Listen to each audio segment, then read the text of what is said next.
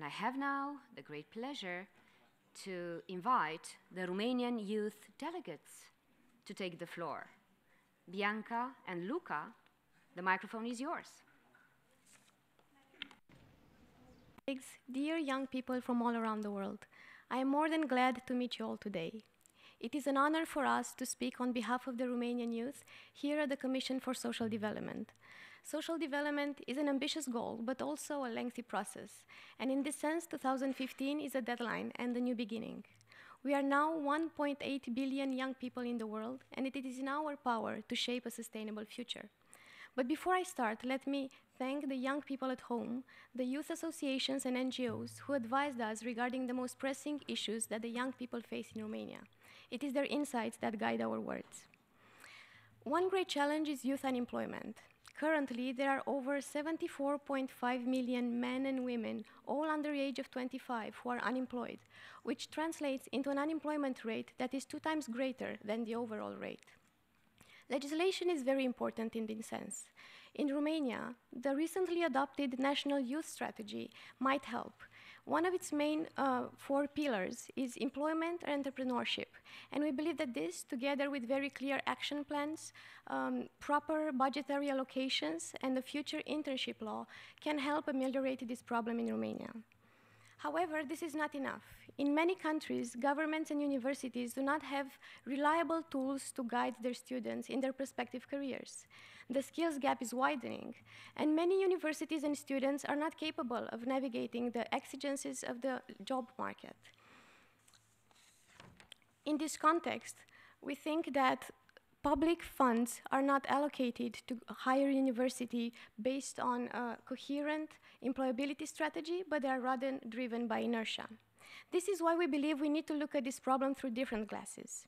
Through data analytics, governments can now crunch massive repositories of university students' registries, but also their employment profiles, and thus better assess the responsiveness of the universities to the job market.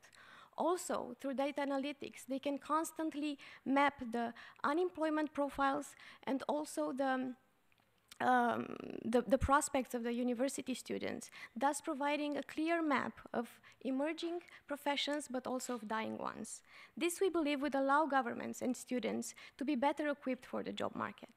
But then there are also great opportunities for this generation.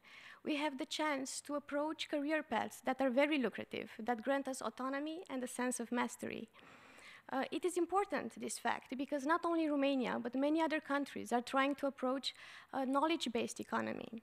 For example, in my country, there are many factors who recommend us as a technology powerhouse. We have very good internet connectivity, low operating costs, and also a wealth of technical talent.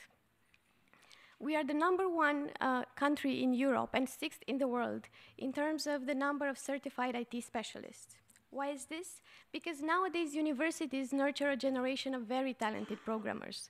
They're also very well self-educated, and they live in this emerging spirit of incubation and innovation.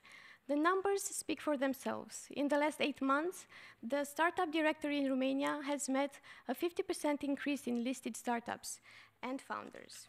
We think that this entrepreneurial spirit is empowering, but it is not enough, and I think we can suggest 2 points of focus. First, most startups are trying to secure loans, but banks are acting tough and are asking for collateral warrants, which these young businesses do not have. A friendlier loan system is required, and I think Romania and countries elsewhere need to support their entrepreneurial youth. Global technology centers from Silicon Valley to Silicon Saxony are supporting their entrepreneurial youth both through loans and to equity investment. This is because we need to create a community of risk takers, but not only among entrepreneurs, but also among investors.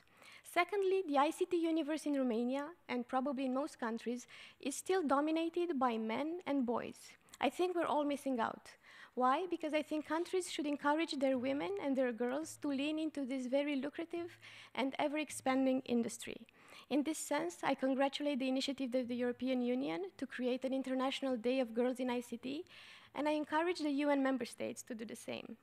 To conclude my point, I think we have a great chance at improving the employability of our youth if we do the right things, if we have proper legislation, if we create an entrepreneurial spirit and culture that is inclusive and supportive, and if we constantly guide our students to better navigate the challenges of the youth of the job market.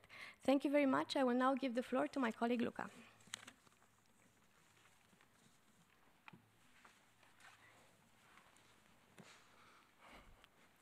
Madam Chair, distinguished colleagues, we young people are not just young professionals, but we are also members of our communities and should strive to become better citizens. Unfortunately, political apathy has become the default in many countries. However, in Romania, a different ethos has recently started to emerge. On November 16, 2014, more than 11 million people turned out to vote in the second round of the presidential elections. The turnout, around 64%, was amongst the highest in decades. An important part of this was political inclusion and civic participation of youth. Not only more young Romanian peoples vote, but they got actively involved in national conversation around elections. Our generation heavily used social media as a way to mobilize, support, and exchange information. We stopped relying on the traditional media, and we brought this conversation where it belongs, on the most democratic platforms available. We are proud that we have contributed to renewed democratic maturity in Romania, and we encourage youth all over the world to be informed and involved in their country's political destiny. But civic participation goes far beyond the electoral episodes. It is about shaping communities and helping those in the world's most underprivileged places improve their lives. Why is this so utterly important? Because one of the best measures of our society's development is how quickly and efficiently we lift up our most vulnerable members. In this context, we stand by UN's appreciation of families having a lasting impact on the achievement of development goals in underprivileged communities, particularly in the areas of education, health, gender equality, and women's empowerment. However, poor or vulnerable families are seen mostly as recipients rather than contributors to development. For this reason, we congratulate NGOs at home and elsewhere which empower modest families and aid them in becoming more autonomous, not more dependent on the state's help. For example, the Romanian NGO Policy Center created a Mothers Club in the poorest neighborhood of Bucharest. This club involves mothers in diverse activities meant to improve the neighborhood and the relationship with the authorities, the lives of their children during and after school. This is what we call recognizing parents as proactive agents rather than passive beneficiaries. Furthermore, international studies show that a child's performance in the education is mostly influenced, apart from the family background, by their teachers. This is why we want to salute the Teach for Romania initiative, an international program nurtured in our country by a team of young, dedicated Romanians. Teach for Romania believes in the potential of children from the poor communities to become their better selves. It strives to bring the best teachers into the most discouraging schools from their most dismaying villages. This is essential given that a gifted teacher can increase the school's performance of a child from a modest background with up to 40%, comparing to only 10% in the case of the children with privileged backgrounds. This, we think, is return on investment at its best. The reason why we like this initiative so much is because many of the teachers involved are young people, recent graduates, or young adults.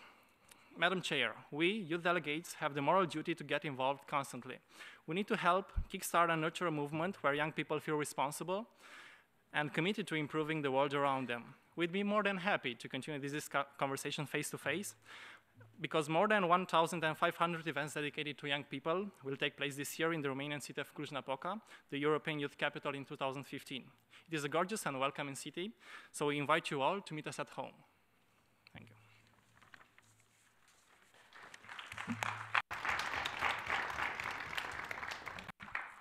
I thank the Romanian youth delegates for their intervention.